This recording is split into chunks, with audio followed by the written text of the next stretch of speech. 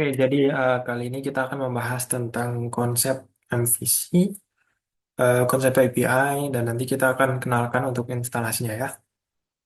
Oke, sekarang kita akan share screen dulu. Nah, untuk paling awal, langkah paling awalnya adalah kita akan menjelaskan tentang konsep API ya.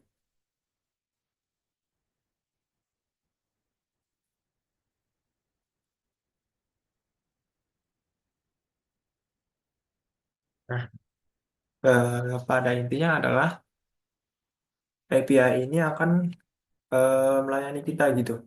Untuk nanti si API itu terhubung dengan server.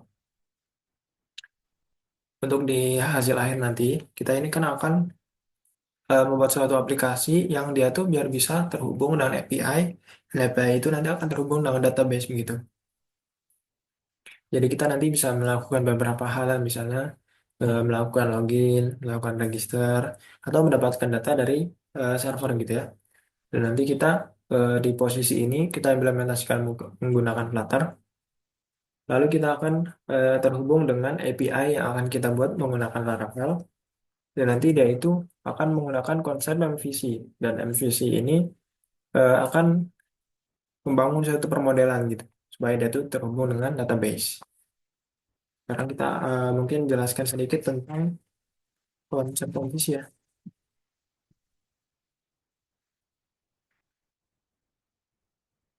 Nah, berdasarkan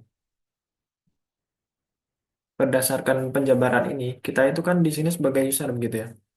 Kita sebagai user dan kita ini akan dihadapkan dengan view ketika kita mengakses halaman tersebut gitu. Itu ketika implementasinya di webnya. Dan pada saat implementasinya itu nanti kita menggunakan REST API, view-nya ini adalah data yang akan kita olah di aplikasi nanti gitu. Ini view-nya dan nanti kita terhubung dengan controller di mana si controller ini akan mengatur endpoint-endpoint atau rute-rute dari suatu API gitu ya. Dan dari controller ini nanti akan terhubung dengan model, di mana model ini suatu bentuk entitas gitu ya dari masing-masing data atau tabel gitu ya di database gitu. Jadi nanti tabel-tabel tertentu akan diwakilkan dengan model dan model ini akan dikontrol oleh controller itu gitu. Nah, nanti controller itu akan memberikan result gitu ya yang dalam bentuk return itu eh, dalam bentuk view ini, dalam konsep ini gitu ya. Lalu kita mungkin akan lanjut langsung ke implementasi ya. Dan pertama kita akan melakukan instalasi. Nah, di sini kita lihat bahwa untuk instalasinya ini kita cukup tekan download dan nanti akan eh, diarahkan untuk seperti ini ketika sudah selesai download gitu ya. Dan misalnya akan mendownload. Dan di sini kita bisa pilih download Laragon. Nah, nanti tinggal kita itu eh, mengikuti ya, mengikuti step-step yang ada. Kayak gini nanti kita akan dihadapkan seperti ini dan next next nanti kita bakalan atur directory-nya ini. Nah, terus kita akan berikan setupnya ya. Itu akan sesuai dengan masing-masing user terserah mau gimana. Dan nanti ketika dihadapkan dengan ini mungkin kita hanya perlu klik next dan next gitu ya. Dan di sini kan kita mau implementasi juga nih pakai Laravel.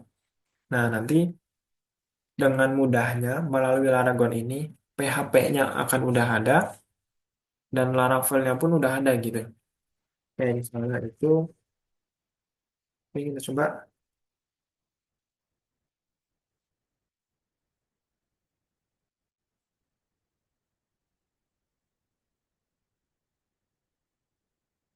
coba Laragon. Oh ini.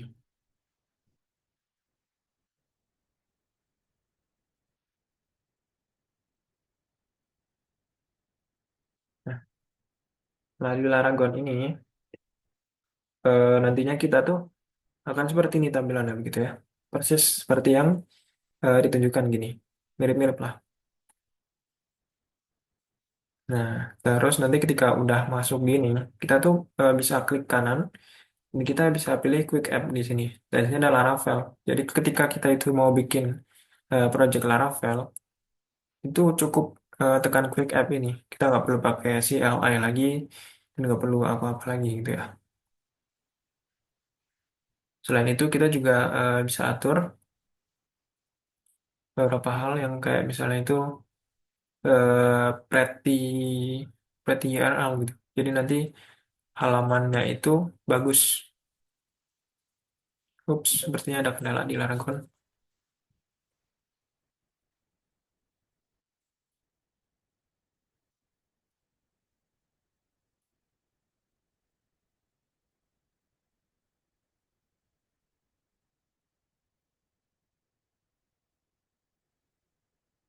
Nah, ini kita buat instansiasi baru.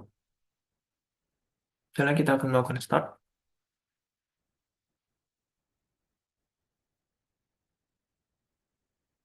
Nah, misalnya itu yang mau berdoa. Oke.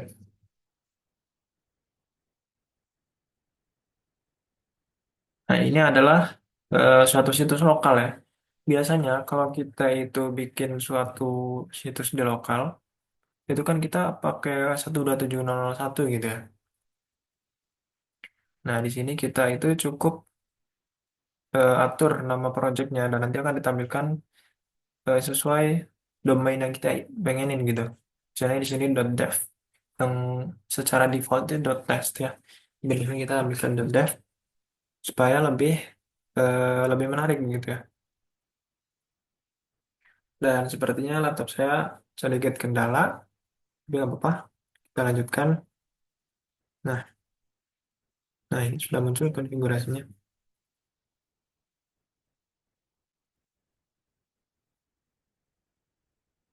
Oke, nggak apa-apa. Walaupun agak berkendala. Mungkin ini akan saya perbaiki dulu dan oh ya, oh ini sudah bisa. Dan di sini kita bisa atur ya. Kita bisa atur kita mau pakai Apache atau Nginx gitu. Atau dua-duanya. Dan di sini saya itu pakai Nginx. Nginx ini saya rasa lebih stabil ya. Pada saat saya melakukan pengajuan secara lokal, entah itu hanya secara personal atau memang betul-betul seperti itu, saya kurang tahu. Saya belum periksa lebih lanjut, tapi di sini saya gunakan Nginx dengan untuk HTTP-nya kita pakai port 80 dan HTTPS-nya kita 443 gitu. Dari sini kita centang enabled supaya di sini kita tuh pakai HTTPS di apa namanya di tampilan lokalnya gitu ya. Dan di sini kita juga bisa nyalakan SQL juga di port 330. Tapi nggak saya matikan karena mungkin kadang saya juga pakai.